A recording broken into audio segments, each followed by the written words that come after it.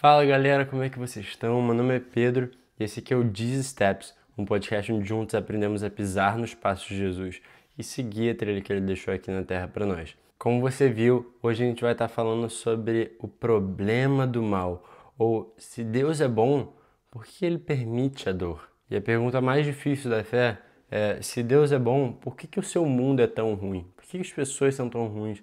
Por que acontecem coisas tão ruins? Se ele é esse Deus todo bom, todo poderoso, por que ele deixa coisas ruins acontecerem com pessoas teoricamente boas? E esse é o famoso paradoxo de Epicuro.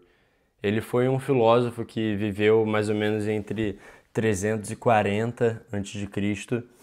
e a tese dele era: se Deus é um Deus onisciente, onipotente e onibenevolente, por que há mal no mundo? Por que há dor e sofrimento no mundo? E essa é a pergunta que mais levou as pessoas a abandonarem a fé do que qualquer outra. Porque não é só uma pergunta filosófica, é algo que a gente vive, é algo que a gente sente, é algo que a gente presencia no nosso dia a dia. E é por isso que o livro de Jó é tão impactante.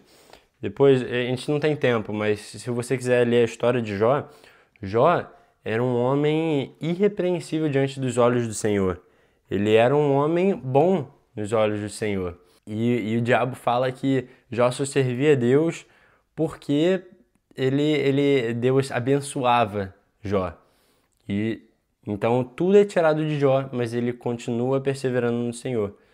Então é esse famoso paradoxo que é representado na história de Jó que levam as pessoas a abandonarem a fé. Por que coisas ruins acontecem com pessoas boas? E normalmente quem faz essa pergunta não é alguém que está querendo uma resposta filosófica, é alguém que está machucado. C.S. Lewis dizia: eu não acreditava que Deus existia, e eu também estava zangado com ele por não existir. Ou seja, não é um cientista cético que está perguntando isso, é alguém que está sofrendo. E é mais parecido conversar com uma pessoa divorciada do que um professor filosófico. Então, antes de responder essa pergunta, a gente precisa entender o que é o mal. E muita gente imagina o mal como uma coisa, uma nuvem preta, um poder ou um monstro que procura a gente todos os dias. Mas simplesmente o mal é a ausência do bem.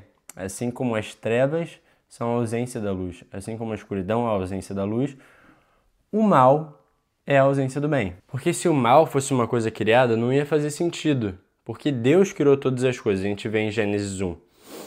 E todas as coisas que Deus ia criando, ele falava que era bom. E era bom. E Deus viu que era muito bom. Como em Gênesis 1, 4, 10, 12, 18, 21, 25 e 31.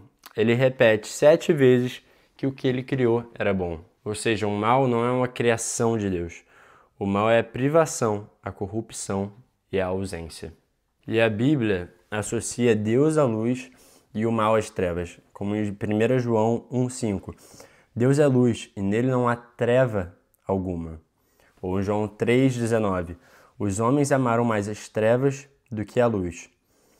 Jesus não diz que Deus criou as trevas, ele simplesmente mostra que as trevas é um lugar onde a luz não entrou. E o mal surge quando um homem se afasta de Deus, quando um homem escolhe o caminho longe de Deus. Jeremias 2,13. Eles abandonaram a fonte de água viva. Quando o coração abandona a fonte, isso produz destruição. E a Bíblia também descreve o mal como a corrupção daquilo que era bom. Como em Romanos 1,25.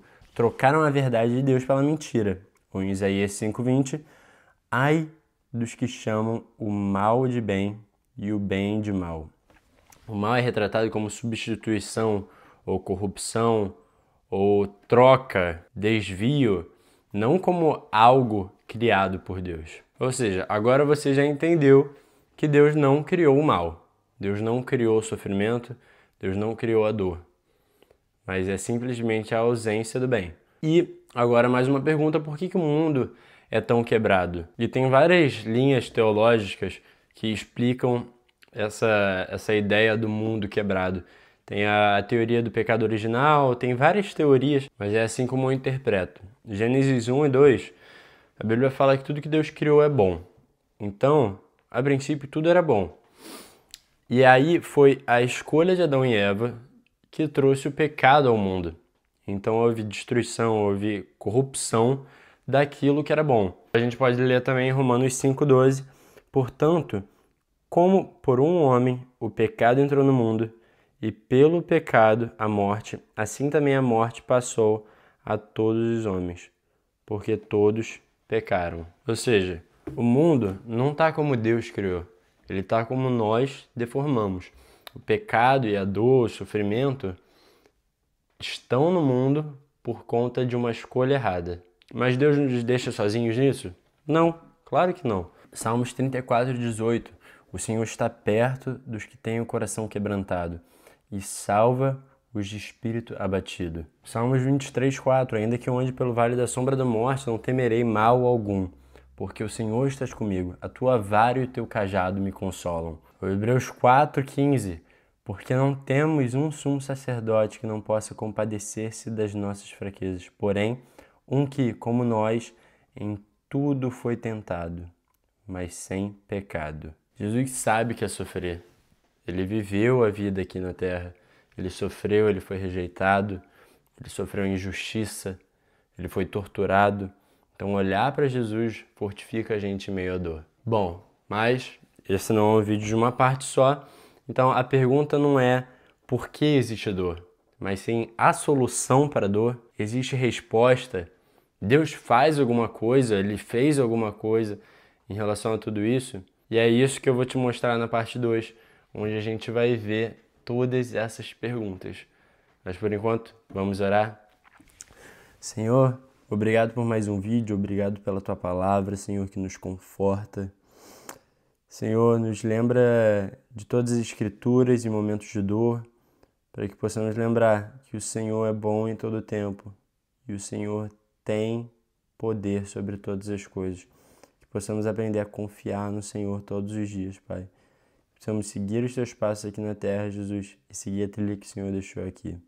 Assim oramos no Teu nome. Amém.